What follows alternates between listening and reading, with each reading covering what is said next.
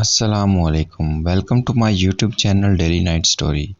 اگر آپ میرے چینل پر نئے ہیں تو پلیز چینل کو سبسکرائب کر لیں اور بیل نوٹیفیکیشن کے بٹن کو بھی آن کر لیں تاکہ آپ کو ملتی رہے ہر نئی چینل اپڈیٹ۔ بھوت کیا ہے؟ اکثر یہ سوال ذہنوں میں ابھرتا ہے۔ دنیا میں لوگوں کی بڑی تعداد بھوتوں کے وجود پر یقین رکھتی ہے، لیکن دنیا کے مختلف معاشرے میں بھوتوں کی ماہیت اور ان کے کردار پر نظریات مختلف ہیں۔ کئی ترقی یافتہ ممالک میں بھوتوں کے وجود کے بارے میں معلوم کرنے کے لیے آیا بھوتوں کا وجود ہے یا نہیں، یہ سب معلوم کرنے کے لیے سائنسی آلات کی مدد لی گئی ہے۔ ان آلات سے بھوتوں کے وجود کے بارے میں مثبت جواب ملا ہے۔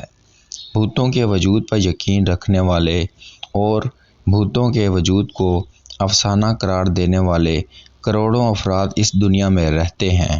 کچھ لوگ بھوتوں کے وجود پر یقین رکھتے ہیں تو کچھ لوگ بھوتوں کے وجود کے انکاری ہیں، مگر یہ سب لوگوں کی خواہش ہے کہ کہیں سے انہیں اعلیٰ دین کا چراغ مل جائے تاکہ وہ چراغ کے جن یا بھوت کو قابو کر کے اپنی زندگی کی مشکلات حل کر سکیں۔ اتنا کہہ کر میں خاموش ہو گیا اور میں نے ایک طائرانہ نظر حاضرین پر ڈالی۔ سب لوگ خاموشی سے بیٹھے میری تقریر سن رہے تھے۔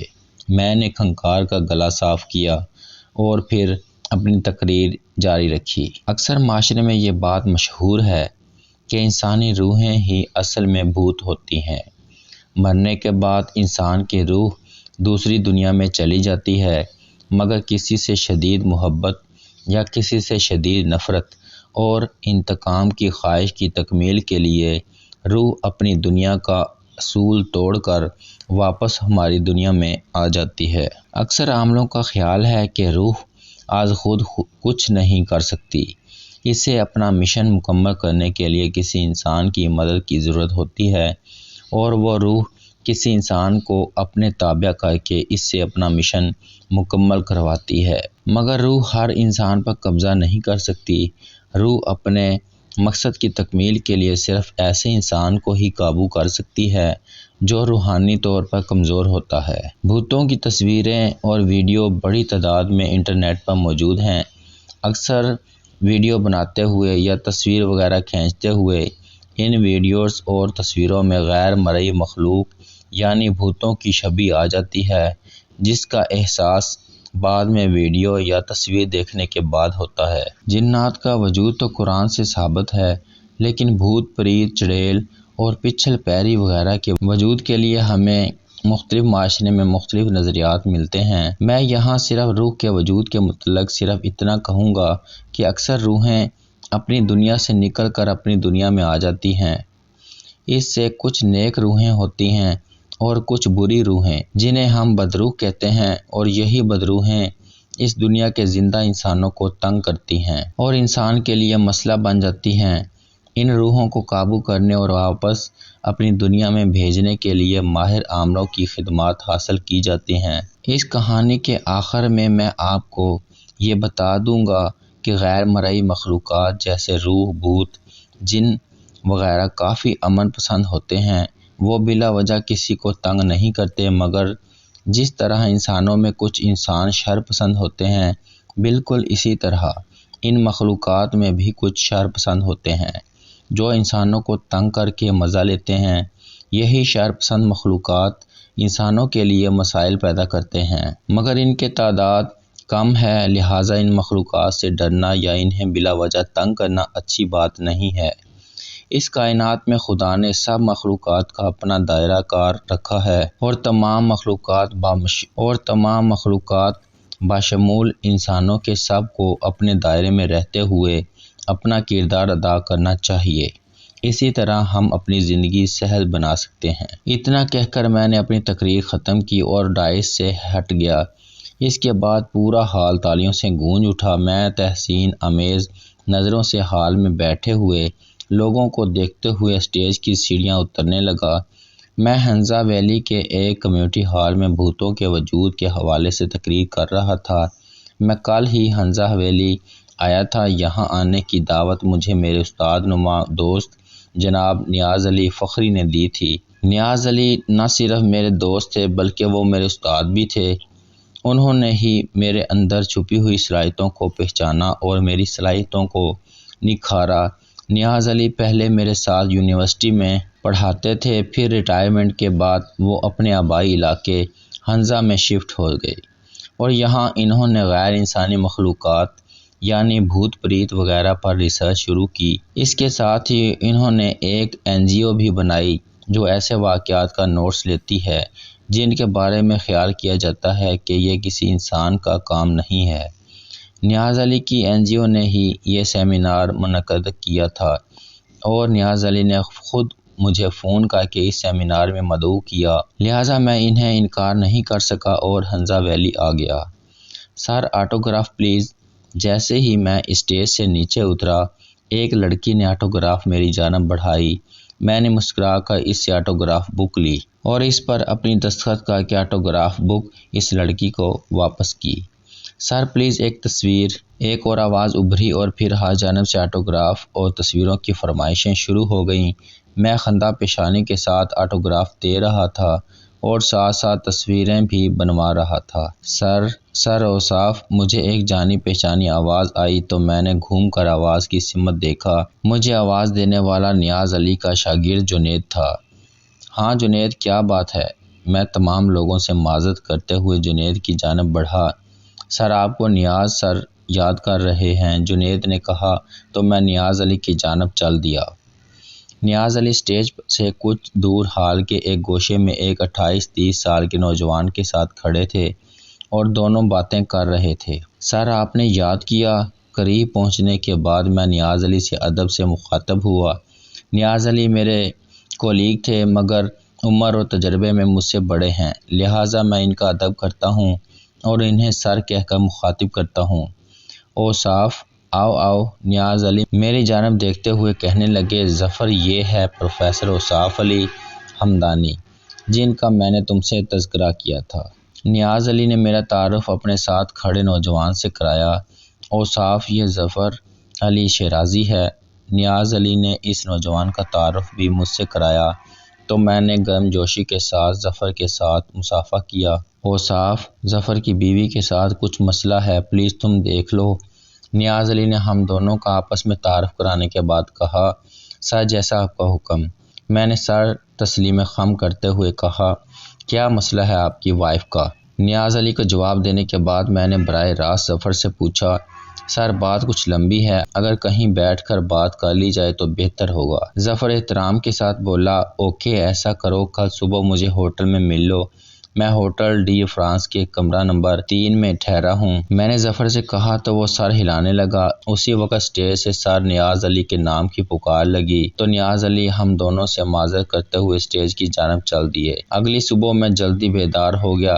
نماز وغیرہ سے فارغ ہو کر میں ہوٹل سے باہر نکلا اور ہنزا ویلی کی خوبصورتی کو دیکھنے کی غرض سے ہنزا کی سڑکوں پر مٹر گشت کرنے لگا۔ ہنزا ویلی واقعی کافی خوبصورت جگہ ہے۔ اللہ تعالی نے خوبصورتی ہنزا ویلی میں کوٹ کوٹ کر بھری ہے۔ ہر جانب ہریالی ہی ہریالی تھی، خوبصورت شفاف پانی کی جھیلیں اور جھیل کے کنارے کھلے رنگ برنگی پھول خوبصورت نظارہ دے رہے تھے۔ دور پہاڑوں کی چوٹیوں پر جمی سفید سفید برف دل فریب نظارہ پیش کر رہی تھی۔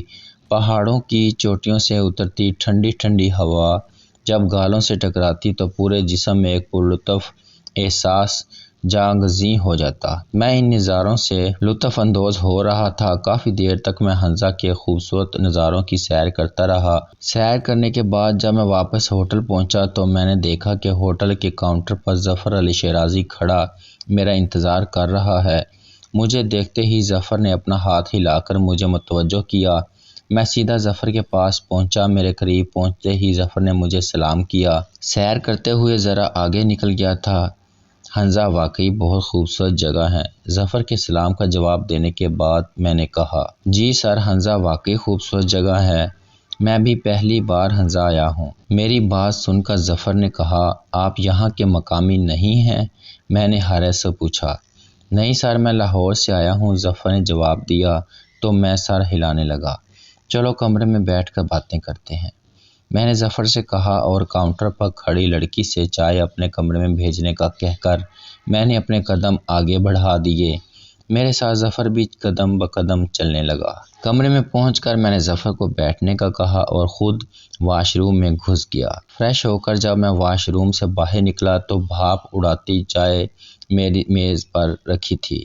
میں نے چائے کا ایک کپ اٹھا کر ظفر کو دیا اور خود دوسرا کپ لے کر ظفر کے مقابل صوفے پر بیٹھ گیا۔ اب مجھے تفصیل سے بتاؤ کہ تمہاری وائف کے ساتھ کیا مسئلہ ہے؟ اس نے چائے کی چسکیاں لیتے ہوئے ظفر سے پوچھا۔ یہ پچھلے ماہ کی بات ہے، ظفر چائے کا کپ ہاتھ میں تھامتے ہوئے بولا۔ اس کی نظریں کمرے کی چھت پر گڑی ہوئی تھیں۔ وہ گہری سوچ میں ڈوبا ہوا محسوس ہو رہا تھا، شاید واقعات کو اپنے ذہن میں تازہ کرنے کی کوشش کر رہا تھا۔ پچھلے ماہ مجھے کمپنی کی جانب سے پروموشن لیٹر ملا اور ساتھ ہی 1 سال کے لیے ہنزا ویلی میں کام کرنے کا حکم بھی ملا۔ میں اور سیما میری وائف کا نام ہے، ظفر چائے کی چسکیاں لیتے ہوئے کہنے لگا۔ ہاں تو میں کہہ رہا تھا کہ پچھلے ماہ میں اور سیما ہنزا ویلی آنے کی تیاریاں کر رہے تھے۔ ظفر کی آنکھیں پھر خلا میں گھورنے لگیں۔ یار سامان احتیاط کے ساتھ ہنزا پہنچنا چاہیے، میں نے کنٹریکٹر سے کہا۔ اس نے کنٹریکٹر کو میری کمپنی نے ہائر کیا تھا تاکہ میرے گھر کا سامان لاہور سے ہنزا پہنچایا جائے۔ سر آپ فکر نہ کریں، یہ ہمارا روز کا کام ہے، آپ کا سارا سامان احتیاط کے ساتھ آپ کے ہنزا والے گھر میں پہنچ جائے گا۔ کنٹریکٹر نے جواب دیا تو میں اطمینان سے سر ہلانے لگا۔ اچھا صاحب میں چلتی ہوں۔ کچن سے نکل کر میری ماسی نے مجھ سے کہا۔ ہاں ٹھیک ہے، یہ لو اپنے پیسے۔ میں نے اپنا وائلٹ کھول کر اس میں سے کئی نوٹ نکال کر ماسی کو دیے۔ شکریہ صاحب، 1 سال بعد جب ہم واپس لاہور آئیں گے تو پھر تم سے رابطہ کر لیں گے، میں نے ماسی کو وضاحت کی۔ جی صاحب، ماسی نے مجھ سے پیسے لیتے ہوئے کہا اور پھر وہ دروازے کی جانب بڑھ گئی۔ بیگم صاحبہ کہاں ہیں؟ میں نے گھر کے باہر جاتی ہوئی ماسی سے پوچھا۔ وہ اوپر کمرے میں ہیں، ماسی نے جواب دیا اور دروازہ کھول کر گھر سے باہر چلی گئی۔ میں کنٹریکٹر کے کام پر نظر ڈالتا ہوا سیڑھیوں کے ذریعے اوپر کے کمرے کی جانب چل دیا۔ اوپر کمرے میں پہنچ کر میں نے دیکھا کہ سیما کمرے کی کھڑکی سے باہر جھانک رہی ہے۔ اس کی آنکھیں نم ہیں۔ میں دھیرے سے سیما کے قریب پہنچا اور اپنے دونوں ہاتھ اس کے شانوں پر رکھے تو سیما نے مڑ کر نامعلوم آنکھوں سے مجھے دیکھا۔ اپنے خوابوں کی سرزمین چھوڑنا یقیناً تکلیف دہ ہوتی ہے۔ میں نے سیما کی آنکھوں سے نکلنے والے آنسوں کو اپنی ہتھیلی پر لیتے ہوئے کہا۔ میں خوشی اور غمی کے عجیب دوراہے پر کھڑی ہوں۔ ایک جانب لاہور چھوڑنے کا غم ہے تو دوسری جانب اس بات کی خوشی ہے کہ میں اپنے آباء و اجداد کی سرزمین ہنزا ویلی جا رہی ہوں۔ سیما بولی۔ تمہارے دادا کی تو پیدائش ہنزا ہی میں تھی؟ میں نے سیما سے تصدیق چاہی۔ ہاں دادا جان ہنزا ہی میں پیدا ہوئے تھے۔ سیما نے میری بات کی تصدیق کی۔ تو پھر تم کبھی ہنزا ویلی کیوں نہیں گئی؟ میں نے حیرت سے پوچھا۔ ہنزا کوئی دوسرے ملک میں تو نہیں ہے؟ بس دادا جان ہمیشہ ہم لوگوں کو ہنزا جانے سے منع کرتے تھے۔ سیما بولی۔ تو اب تمہیں کیسے اجازت ملی ہنزا جانے کی؟ اب دادا جان تو اس دنیا میں رہے نہیں، ابا جان تو مجھے منع کر رہے ہیں کہ میں ہنزا نہ جاؤں۔ سیما نے وضاحت کی۔ تو تم لاہور میں رک جاؤ، صرف 1 سال کا کنٹریکٹ ہے، 1 سال بعد میں واپس آ جاؤں گا، میں نے سیما سے کہا۔ میں آپ کے بغیر 1 منٹ نہیں رہ سکتی۔ آپ 1 سال کی بات کرتے ہیں، سیما مجھ سے لپٹتے ہوئے بولی۔ تم اس حالت میں ایک نئی جگہ، میں نے سیما کے پیٹ کی جانب اشارہ کرتے ہوئے کہا۔ سیما 2 ماہ کی حاملہ تھی۔ 2 دن پہلے ہی لیڈی ڈاکٹر نے ہمیں یہ خوشخبری سنائی تھی۔ یہ ایک فطری عمل ہے اور میری طبیعت کوئی ایسی بھی خراب نہیں ہے، اور پھر ہنزا کوئی اتنی بیک ورڈ جگہ بھی نہیں ہے، وہاں کافی اچھے ہاسپٹل وغیرہ موجود ہیں۔ میں نیٹ پر سب سرچ کر چکی ہوں، میں ہر حالت میں آپ کے ساتھ چلوں گی۔ سیما ایک بار پھر مجھ سے لپٹ گئی اور اپنا سر میرے کندھے پر رکھ دیا۔ میں ہولے ہولے سیما کے بالوں میں انگلیاں پھیرنے لگا۔ وہاں رہائش کا کیا بندوبست ہے؟ کچھ دیر بعد سیما نے مجھ سے پوچھا۔ رہائش کی تم فکر نہ کرو، کمپنی نے ایک بنگلہ کرائے پر لے کر اس کو سیٹ کروا دیا ہے، ساتھ ہی ایک میڈ کا بھی بندوبست کر دیا ہے، میں نے سیما کو جواب دیا تو سیما اطمینان بھرے انداز میں سر ہلانے لگی۔ اگلے ہی دن ہم دونوں اپنی کار میں ہنزا ویلی کے لیے نکل پڑے۔ گھومتے پھرتے اسلام آباد مری کاغان کی سیر کرتے ہوئے ہم دونوں ایک ہفتے کے بعد ہنزا پہنچے۔ ہنزا پہنچ کر ہم اس بنگلے تک پہنچے جس کا بندوبست کمپنی نے ہمارے لیے کیا تھا۔ ہماری نئی میٹ زرینہ نے ہمارا استقبال کیا۔ بنگلہ جدید طرز کا نیا بنا ہوا تھا۔ مخصوص ہنزا سٹائل کا وہ بنگلہ سیما اور مجھے بہت پسند آیا تھا۔ ساتھ ہی زرینہ موسی بھی ہمیں پسند آئی۔ زرینہ نہایت ہوشیار اور جان فشانی سے کام کرنے والی عورت ہے۔ بنگلہ دیکھ کر اور زرینہ موسی سے مل کر میں نے سکون کا سانس لیا۔ ہمارے ہنزا پہنچنے سے پہلے ہی ہمارا سامان لاہور سے ہنزا ہمارے بنگلے میں پہنچ چکا تھا، جسے زرینہ نے نہایت خوبصورتی سے سیٹ کر دیا تھا۔ سیما کو بھی زرینہ بہت پسند آئی۔ اگلے ہی دن سے میں نے کمپنی کے نئے پروجیکٹ پر کام شروع کر دیا۔ ظفر اتنا کہہ کر خاموش ہو گیا اور میری جانب دیکھنے لگا۔ میں گہری سوچ میں ڈوبا ظفر کی باتیں سن رہا تھا۔ ظفر کے خاموش ہونے پر میں نے نظر اٹھا کر ظفر کی جانب دیکھا۔ مجھے اپنی جانب متوجہ پا کر ظفر نے اپنی سانس درست کی اور پھر گویا ہوا۔ ہنزا منتقل ہونے کے چند دن بعد اتوار کے دن میں نے اور سیما بنگلے کے گارڈن میں مالی سے نئے پودے لگوانے کی خاطر گڑھے کھدوا رہے تھے کہ اچانک ایک گڑھا کھودتے کھودتے مالی چیخ اٹھا، ارے اس گڑھے میں سے یہ کیا نکلا؟ کیا ہے؟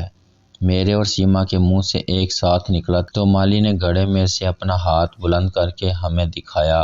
مالی کے ہاتھ میں ایک چھوٹی سی سیاہ رنگ کی مورتی تھی۔ سیما اور میں لپک کر مالی کے قریب پہنچے۔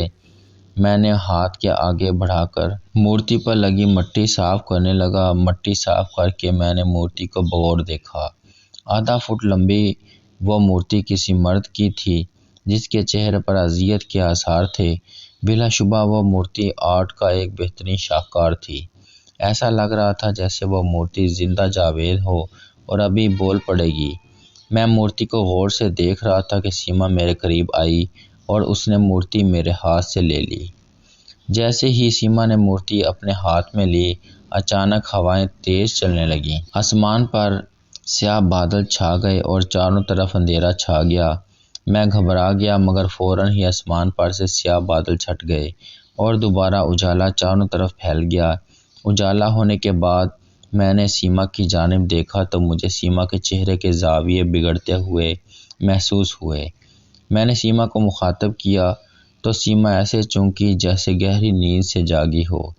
میں نے گھبرا کر سیما کو تھاما۔ سیما تمہاری طبیعت تو ٹھیک ہے نا؟ میں نے سیما سے پوچھا۔ ہاں میری طبیعت ٹھیک ہے، کیوں؟ سیما نے الٹا مجھ سے سوال کیا۔